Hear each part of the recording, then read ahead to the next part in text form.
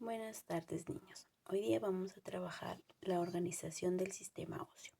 Nosotros ya habíamos estudiado lo que era el sistema óseo o el esqueleto, ¿verdad? Que era el conjunto de huesos. Todo ese conjunto ordenado formaban el esqueleto. Pues ahora vamos a ver cómo se organiza el sistema óseo. El sistema óseo se organiza en dos grupos: los huesos del esqueleto axial y los huesos del esqueleto apendicular. Además de eso, nosotros sabemos que el sistema óseo o el esqueleto está formado por 206 huesos. En el esqueleto axial encontramos a la cabeza, a la columna vertebral, a la caja torácica. Y en el apendicular encontramos a las extremidades. Ya, a ver, vamos a ver. En los huesos de la cabeza. Los huesos de la cabeza están conformadas por un total de 22 huesos. Se dividen en dos partes: el cráneo y la cara. En el cráneo encontramos 8 huesos y en la cara encontramos 14 huesos. Por ejemplo, en el cráneo tiene sus huesos planos y está, digamos, unidos mediante las articulaciones fijas, las cuales permiten ser una bóveda en el cual protege al cerebro. Dentro de los huesos del cráneo tenemos 2 parietales, 2 temporales, un occipital, un esfenoides, etnoides y el frontal. Esos son los huesos del cráneo. Ahora, en los huesos de la cara tenemos, bueno, el frontal, que pertenece al cráneo. Tenemos los nasales, que es de la nariz, el bóner o el tabique nasal, ¿ya? Los lacrimales, que son 2, los malares, los cornetes inferiores, que los encontramos en la nariz, el maxilar superior y el inferior. Y tenemos los palatinos, que los encontramos en el paladar. Todos estos huesos hacen un total de 14 huesos, solamente de la cara, y 8 del cráneo. En total dijimos que en la cabeza teníamos 22 huesos, ¿verdad? Y los huesos de la cabeza pertenecen al esqueleto axial. Ahora vamos a ver los huesos de la columna vertebral. La columna vertebral está formada por un conjunto de vértebras de huesos cortos, lo cual permiten, digamos, un ligero movimiento. La columna vertebral está compuesta por 33 vértebras, pero las vértebras se dividen de la siguiente manera. Aquí tenemos la columna vertebral vista de perfil. No es que la columna vertebral es derecha como una regla, no, tiene ciertas curvaturas las cuales permiten que nuestro esqueleto tenga un mejor funcionamiento. Y vista de frente la vemos recta, ¿ya?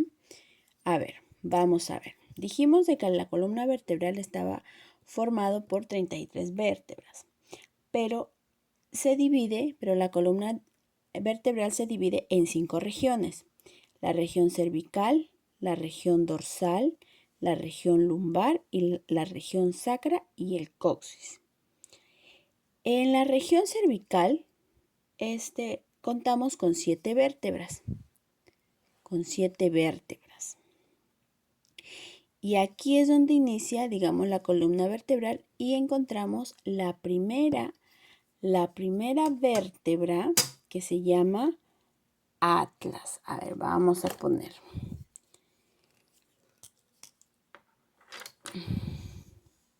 Aquí. La primera vértebra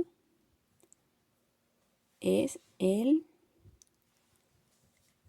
atlas. La primera vértebra se llama atlas, ¿ya?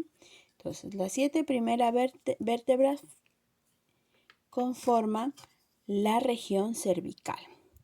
Y esta región cervical se refiere a que es la unión entre la cabeza y nuestra columna. Entonces, el atlas se une hacia los huesos de la cabeza. Luego tenemos las regiones dorsales. La región dorsal, que consta de 12 vértebras. Esta región dorsal, estas vértebras de la región dorsal, se articulan con las costillas, que quiere decir que de esta región dorsal, de estas vértebras de la región dorsal, se desprenden las costillas. Luego viene la región lumbar. En la región lumbar encontramos 5 vértebras. La región sacra, o sea, lo encontramos en el sacro o pelvis, como lo conocemos. Hay 5 vértebras soldadas entre sí. O sea, se unen, aquí lo vamos a ver, se unen estas 5 vértebras formando el sacro. Y finalmente tenemos la región coxigea o coxis, en el cual encontramos 4 vértebras que también se funcionan entre sí formando el hueso de la coxis. Entonces tenemos 7 cervicales, 12 dorsales, 5 lumbares, 5 sacras y 4 coxis. En total tenemos 33 vértebras, ¿verdad? 7 más 12, 19, más 5, 24, más 5, 29 y 4, 33 vértebras en total. ¿Ya, chicos? Muy bien. Entonces, ahora es la columna vertebral, también dijimos que pertenecía al esqueleto apendicular. Continuando con la organización del esqueleto, tenemos la caja torácica. ¿Por qué se llama caja? Se llama caja porque nosotros vemos la formación de las costillas, parecen formar una bóveda, una caja, ¿verdad? Pues de la caja torácica. Y la caja torácica, digamos de que protege a los órganos como los pulmones y el corazón, porque son, digamos, son órganos mucho más sensibles. Bueno, la caja torácica está formada por 12 pares de costillas y estas costillas se desprenden de la columna vertebral, ¿verdad? Dijimos que eran 12 vértebras dorsales. Entonces, se dan cuenta, son 12 vértebras dorsales. De cada vértebra dorsal, se desprenden los 12 pares de costillas. En total tenemos 24 costillas, ¿verdad? Ahora, no solamente la caja torácica consta de las costillas, no, sino que también encontramos la clavícula. La clavícula, que lo tenemos a la altura del cuello. El omóplato, que lo encontramos en la parte posterior, de donde se une la extremidad superior. ¿Ya? Se le conoce como omóplato o escápula. ¿Ya? Ahora, vamos a centrarnos en lo que son las costillas. Nosotros tenemos 3 tipos de costillas. Costillas verdaderas, falsas y flotantes. ¿Cuál es la diferencia? Vamos a ver. Las costillas verdaderas, que son 7 pares, son los 7 primeros pares. 1, 2, 3, 4, 5, 6, 7. Si ustedes se dan cuenta, estas 7 primeras costillas, tanto de derecha como izquierda, se unen al esternón, al hueso de la caja torácica, ¿verdad? Entonces, por eso se dicen que son costillas verdaderas, porque se unen al esternón. Luego tenemos las costillas falsas. ¿Por qué falsas? Porque ya no llegan a unir al esternón. Nosotros vemos aquí, miren, tenemos 1, 2, 3 pares, Pero estas tres pares, ¿a dónde se unen? Al esternón, no llegan a unirse al esternón. Si ustedes se dan cuenta, se unen a la última costilla verdadera. Por eso es que se denomina costillas falsas, porque no se une al esternón, sino se une a las costillas, a la última costilla verdadera, tanto de derecha como izquierda, de ambos lados. Finalmente, las costillas flotantes son dos pares. Vemos acá. Aquí observamos esta costilla que tenemos debajo de las falsas y esta última costilla. ¿Por qué son flotantes? Porque no se unen ni con las costillas falsas, ni con las costillas verdaderas, ni con el esternón. Simplemente quedan al aire, ¿ya? Y son dos pares. En total tenemos 12 pares de costillas. 7 más 3, 10, más 2, 12. 12 pares de costillas. Y estas costillas se unen al esternón, al hueso central de la caja torácica. Entonces, ya habíamos dicho de que el esqueleto axial estaba formado por la cabeza, la columna vertebral y la caja torácica. Ahora vamos a ver el esqueleto apendicular. El esqueleto apendicular está compuesto por las extremidades, tanto superiores como inferiores, o sea, los huesos del brazo y del antebrazo y los huesos de la pierna y del muslo. Los huesos de las extremidades superiores suman un total de 30 huesos.